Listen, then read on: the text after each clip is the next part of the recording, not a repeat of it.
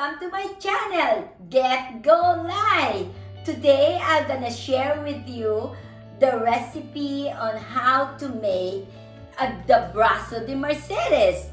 This is a rolled cake, a jelly-like cake, and it's a meringue outside, and then there's a custard filling in the inside.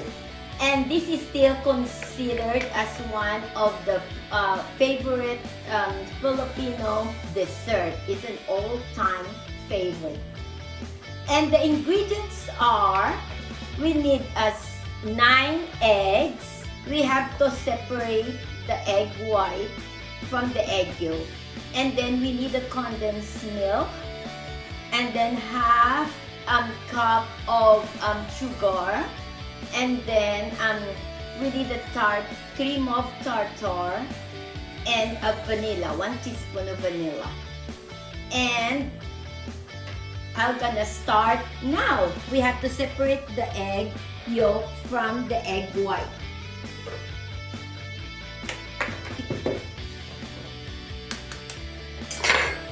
So this is my egg white. I'm gonna separate the egg yolk.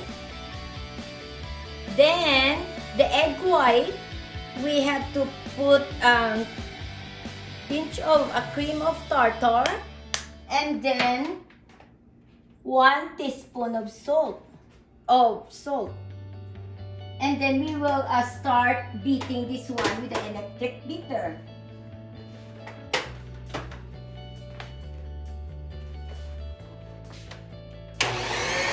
Until it becomes fluffy and white. Sugar, half cup of sugar, till it becomes white.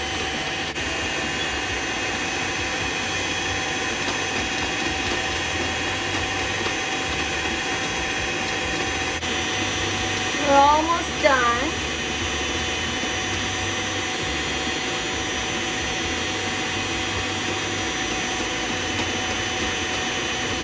It should be only one direction. Just one direction.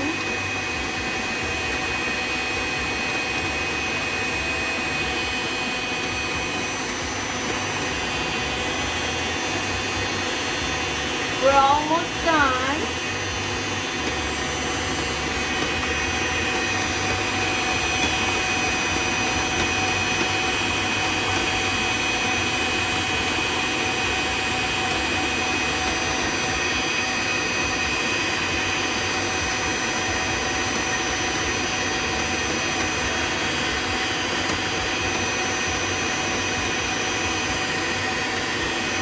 Now I can preheat the oven. 350 degrees.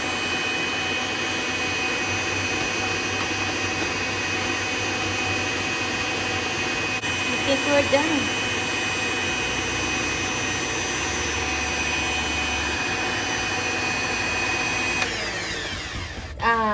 Method to test it that it's ready.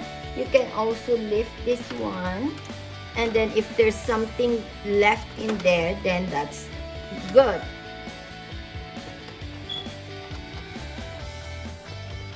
And then we'll have to put this in a cookie sheet.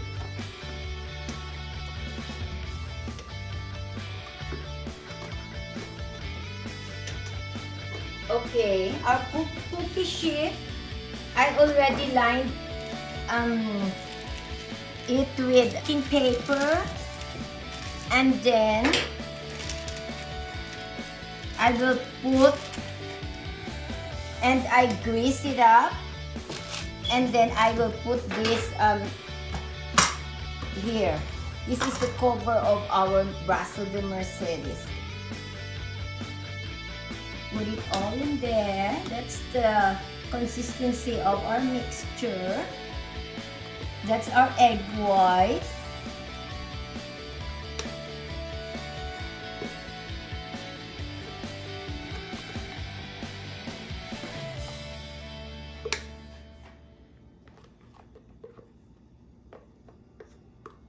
Okay,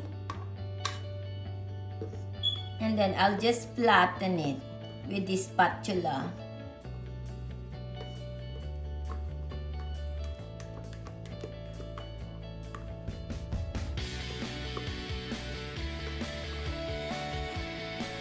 Okay.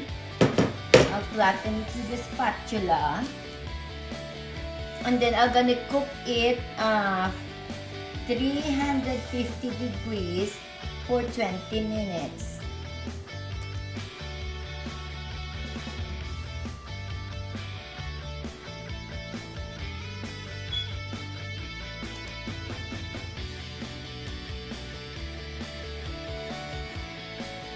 Okay. I'm just gonna brush it a little bit. So this would be the decoration.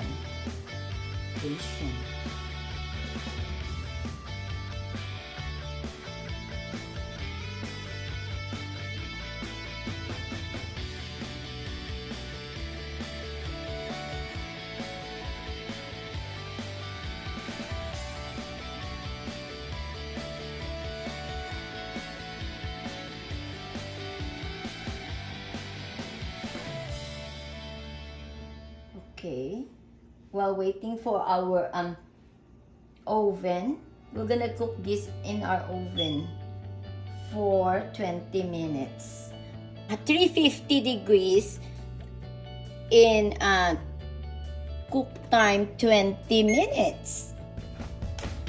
And here it comes, 20 minutes. Now we're ready to do the second part. This would be the egg yolk, and we're gonna add 1 can of condensed milk.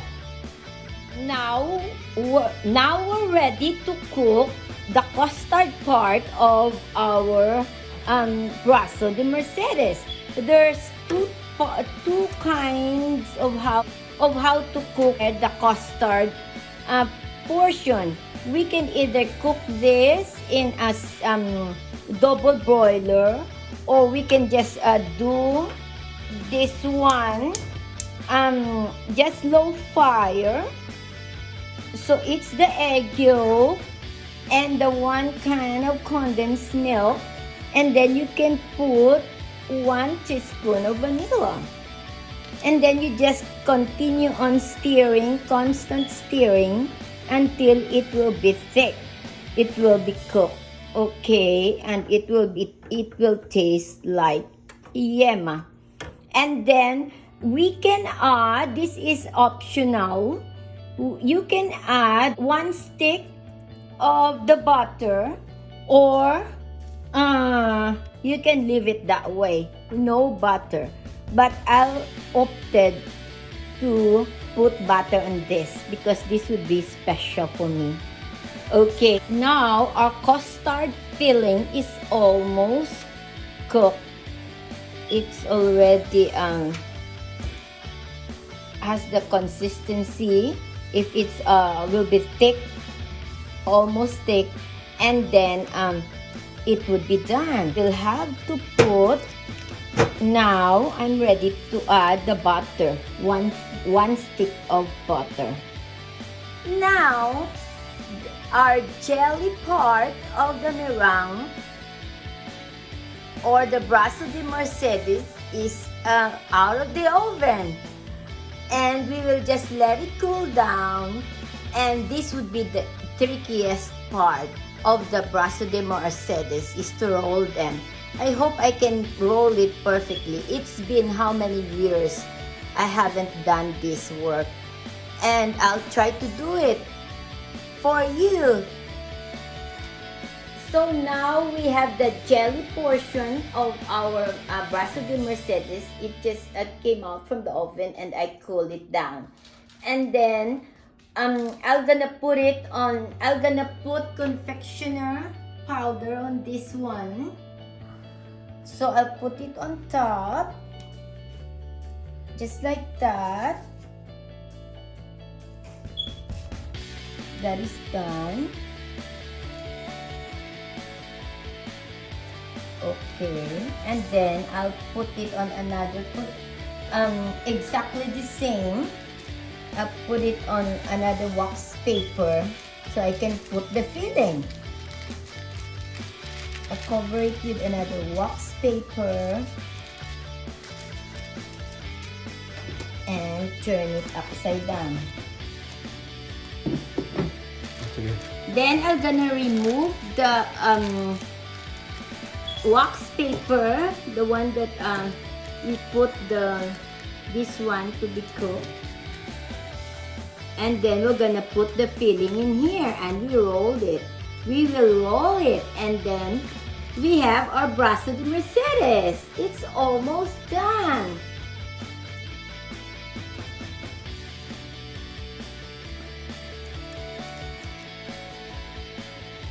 This is the tricky part. It's hard to roll. That's the challenge in here. Then we will put the custard part of our Brazo de Mercedes. This is the heavenly, delicious, heavenly part.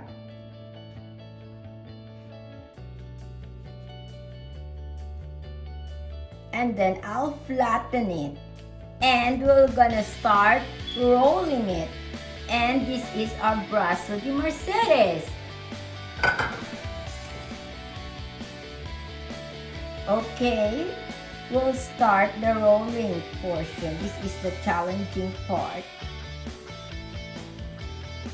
And now, get ready! 1,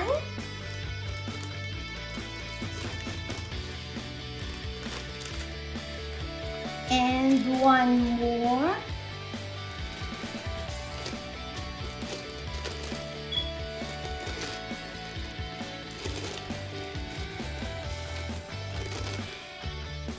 And 1 here.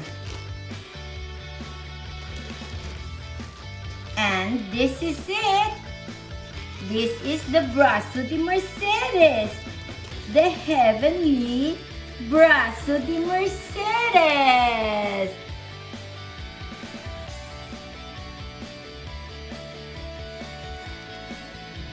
The last portion is I'll sprinkle the confectioner sugar or the powdered sugar just for the looks.